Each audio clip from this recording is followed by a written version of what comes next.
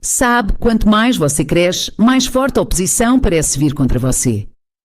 É como se a cada novo nível houvesse também um novo desafio. E quanto mais você recebe de Deus, menos espaço deve haver para o eu, para que ele possa crescer dentro de você. Amém? Muito disso tem a ver com a maneira como você se enxerga. Deus não quer que você tenha uma visão negativa de si mesmo, mas também não deseja que você se coloque acima de ninguém. O equilíbrio é fundamental. Se você vive constantemente frustrado porque as coisas não acontecem no seu tempo ou porque existem situações que você não entende, dificilmente conseguirá aproveitar a vida. Precisamos aprender a viver no que a Bíblia chama de descanso de Deus, um descanso especial que pode existir até mesmo em meio às dificuldades. Nem tudo precisa estar perfeito. Você não precisa ter todas as respostas. Não precisa entender cada detalhe.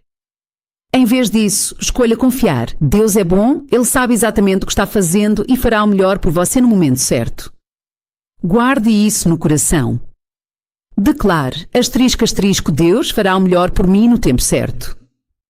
***, nós somos apressados, mas Deus não é.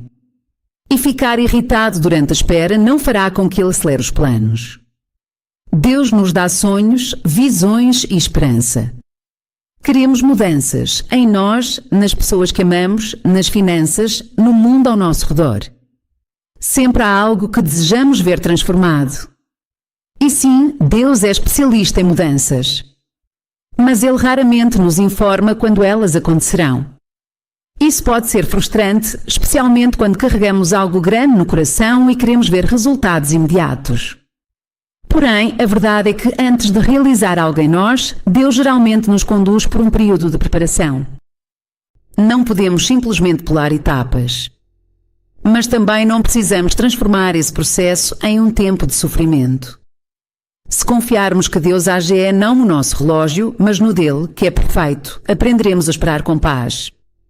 E há algo importante, só porque você acha que está pronto, não significa que realmente esteja.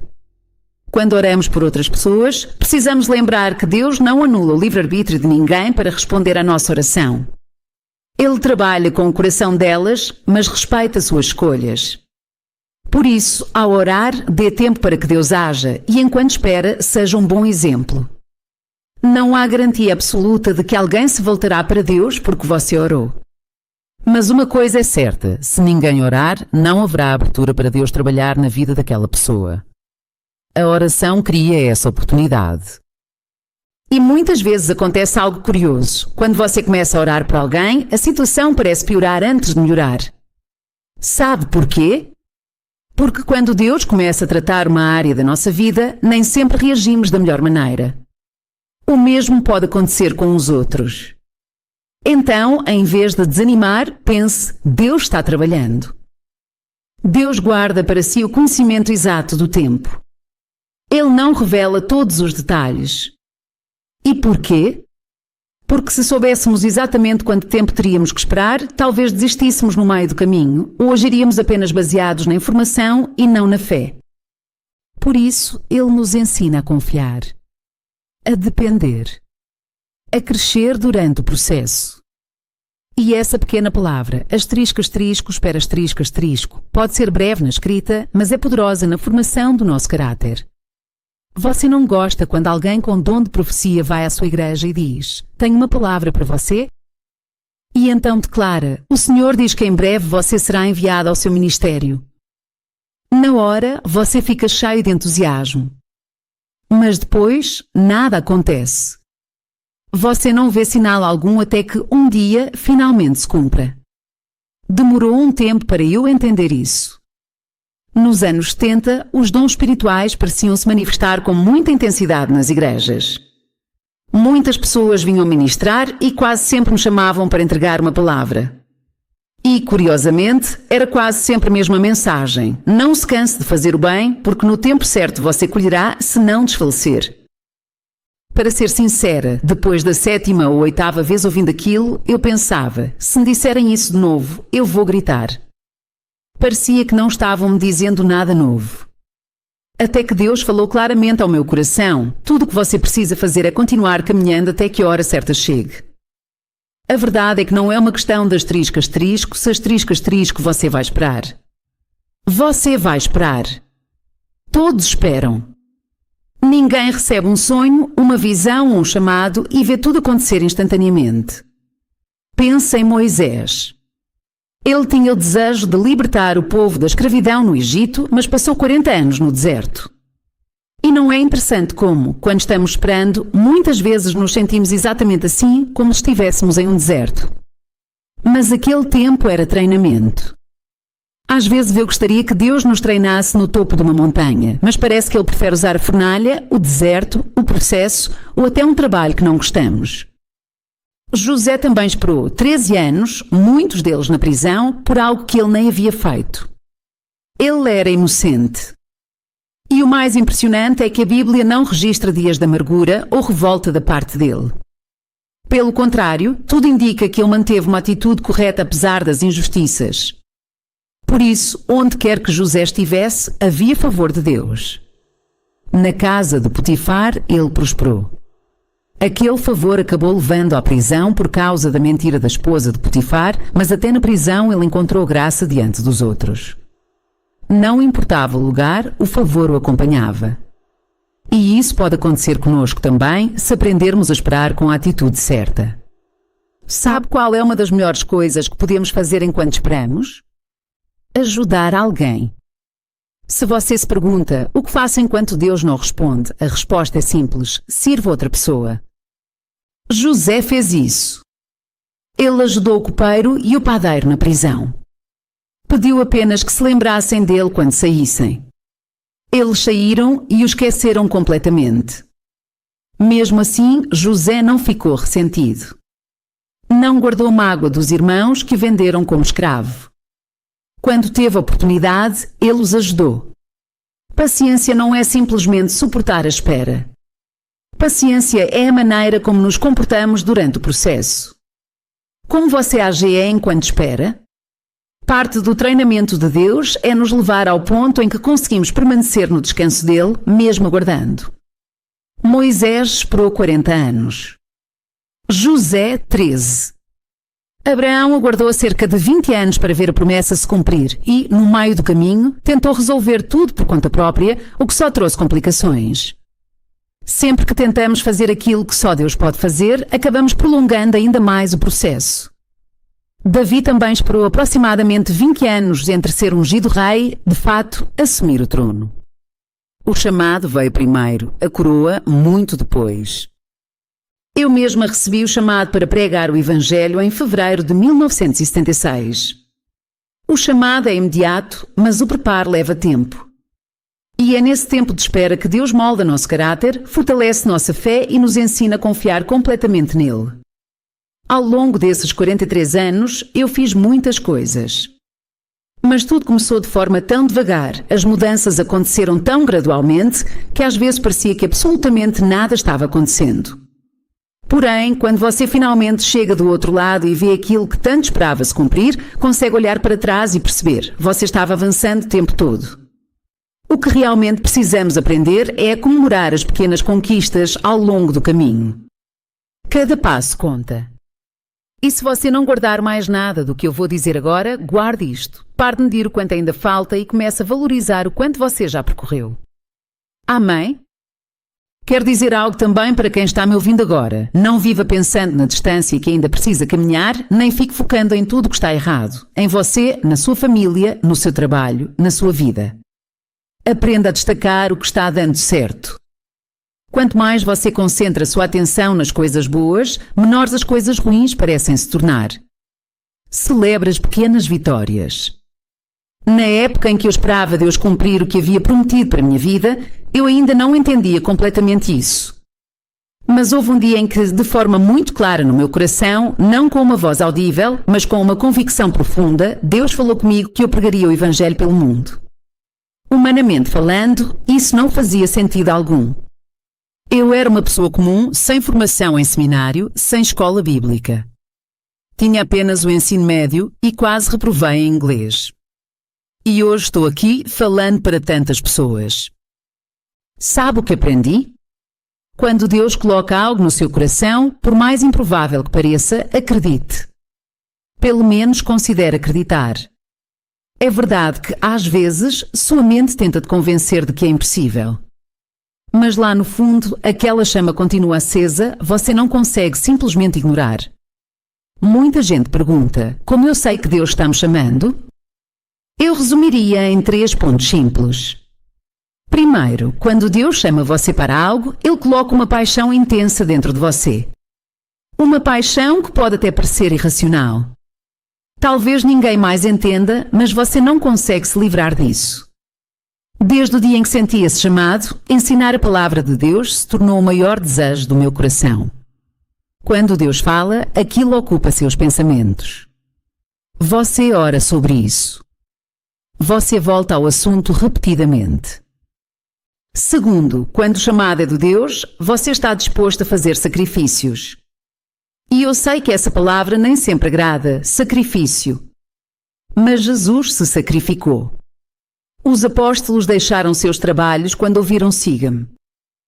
Eu mesma deixei um emprego estável, com bom salário, para ficar em casa estudando e me preparando para o ministério que ainda nem existia. Comecei ensinando na sala da minha casa para poucas pessoas. Você fará escolhas que talvez não façam sentido para os outros. E, no meio do processo, pode até se perguntar se está ficando louco. Mas aqui está algo importante. Quando Deus chama você para fazer algo, Ele também lhe dá a fé necessária para cumprir esse chamado. E, no fundo, você sabe. Você sabe porque aquela convicção vem acompanhada de uma certeza que não depende das circunstâncias. O chamado pode começar pequeno. O progresso pode parecer lento. Mas se Deus colocou algo no seu coração, continue caminhando, celebrando cada passo, porque Ele mesmo sustentará você até o cumprimento da promessa. Certa vez, uma mulher me disse, você já percebeu que você e David funcionam debaixo de um dom sobrenatural de fé? Que esse ministério está fundamentado nisso? Até aquele momento, eu nunca tinha parado para pensar dessa forma. Mas, olhando para trás, é verdade, tivemos fé para fazer coisas que, humanamente falando, pareciam completamente absurdas. Decisões que uma pessoa sensata talvez não tomasse. Ainda assim, nós acreditávamos que era possível porque Deus colocava fé no nosso coração. A Bíblia diz que a cada pessoa é dada uma medida de fé suficiente para cumprir aquilo que Deus a chamou para fazer. Amém? Então, talvez esse seja um dos testes mais simples. Se você acha que Deus está te chamando para algo, mas ainda não tem total certeza, dê um passo. Experimente. Não vai demorar muito para você perceber se é realmente aquilo. Eu sabia que queria servir a Deus. Não tinha clareza sobre como ou por onde começar.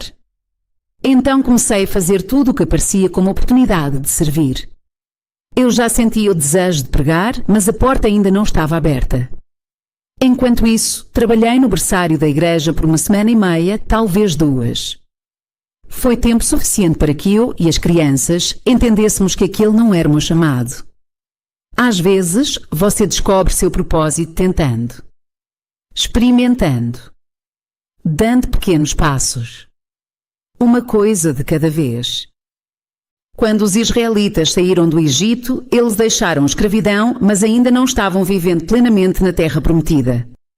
Estavam a caminho. E isso parece muito conosco. Saímos de um lugar antigo, mas ainda estamos no processo até chegar ao que Deus prometeu.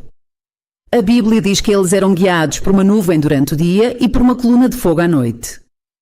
Quando a nuvem parava, eles paravam e montavam acampamento. Quando ela se movia, eles seguiam. É assim que a nossa jornada funciona. Há momentos em que avançamos. Depois, parece que tudo desacelera e precisamos permanecer firmes por um tempo. Às vezes, esse período parece estagnação, mas na verdade é um tempo de descanso e fortalecimento. E então, de repente, Deus nos chama novamente para seguir adiante. Ele trabalha de pouco em pouco. Em Deuteronômio 7:22 está escrito que Deus livraria o povo dos inimigos gradualmente. Porquê? Porque crescimento rápido demais pode gerar orgulho. Pessoas que alcançam sucesso da noite para o dia muitas vezes não permanecem porque não estavam preparadas interiormente para sustentar aquilo. O caráter precisa crescer junto com a conquista. Talvez, em vez de orar, Deus, me dá isso agora, a melhor oração seja: Deus, prepara-me para receber aquilo que tu tens para mim. Trabalha em mim enquanto me conduzes ao que prometeste. Talvez a oração mais sábia não seja: Deus, me dá isso agora, mas sim, asterisco, asterisco, Deus, não me entregue isso antes de eu estar preparado. Asterisco, asterisco, é claro que Deus pode agir de forma imediata. Ele tem poder para transformar qualquer situação num instante. Mas nem sempre a rapidez é o melhor caminho para nós. Em Êxodo 13:17, a Bíblia diz que, quando Faraó deixou o povo ir, Deus não os conduziu pelo caminho mais curto, a rota pela terra dos filisteus, embora fosse mais perto. E o motivo foi claro: se enfrentassem guerra cedo demais, poderiam se assustar e querer voltar ao Egito. Isso é profundo. Havia um caminho mais curto. Deus poderia ter levado o povo por ele. Assim como poderia nos levar por atalhos em muitas situações. Mas Ele sabe quando ainda não estamos prontos para a batalha. Porque a verdade é esta: cada novo nível traz novos desafios. Quanto mais você cresce, maior pode ser a oposição. E quanto mais você recebe, menos espaço deve haver para o ego. Lembra do que João Batista disse quando seus discípulos reclamaram que Jesus estava se tornando mais popular? Ele respondeu: é necessário que ele cresça e que eu diminua. Para que Deus cresça na nossa vida, o nosso orgulho precisa diminuir. E isso começa na forma como nos enxergamos. Deus não quer que você se despreze, mas também não quer que você se considere superior a ninguém. Todos são igualmente valiosos para Ele. Uma das piores atitudes que podemos ter é tratar alguém como se fosse menos importante. Deus leva isso a sério. Eu pensava que estava pronta para o que Deus havia colocado no meu coração. Mas não estava. Quando senti o chamado para ensinar a palavra, eu não imaginava que seria convidada a sair da minha própria igreja. Às vezes achamos que, quando Deus começa a nos promover, todos vão celebrar. Mas você já percebeu que nem todos ficam felizes quando você avança? E o mais surpreendente é que, muitas vezes, a resistência vem das pessoas mais próximas. Foi assim até com Jesus. Sua própria família não acreditava plenamente nele. Questionavam, pressionavam, queriam que ele provasse quem era. E ele respondia: ainda não é chegada a minha hora. Jesus entendia o tempo de Deus. E nós também precisamos entender isso. Não devemos correr na frente de Deus tentando provar algo a alguém. Quando for o tempo certo, Ele mesmo confirmará. Eu não sabia quanta crítica enfrentaria. Não imaginava que, ao estar na televisão, milhões de pessoas poderiam apontar defeitos até no tamanho dos meus brincos. Também não sabia que perderia amigos, que teria que deixar minha igreja porque não aceitavam mulheres pregando. Eu pensava que estava preparada. Mas ainda precisava crescer. E como crescemos? Passando pelas dificuldades. Você não amadurece quando tudo acontece do seu jeito. Você amadurece quando as coisas não saem como quer e ainda assim escolhe continuar. Você cresce quando não recebe o que deseja, mas permanece fazendo o que é certo. E aqui está um segredo importante. Não fazemos o que é certo apenas para obter resultados. Fazemos o que é certo porque é certo. Porque é a vontade de Deus. Decida no seu coração que você continuará obedecendo, continuará sendo fiel, continuará caminhando, mesmo que não veja resultados imediatos. Mesmo que, deste lado da eternidade, você não receba todo o reconhecimento ou recompensa. A fidelidade não depende do resultado. Ela depende do compromisso. E quando Deus souber que você está preparado, não apenas para receber, mas para permanecer, então Ele abrirá as portas no tempo perfeito.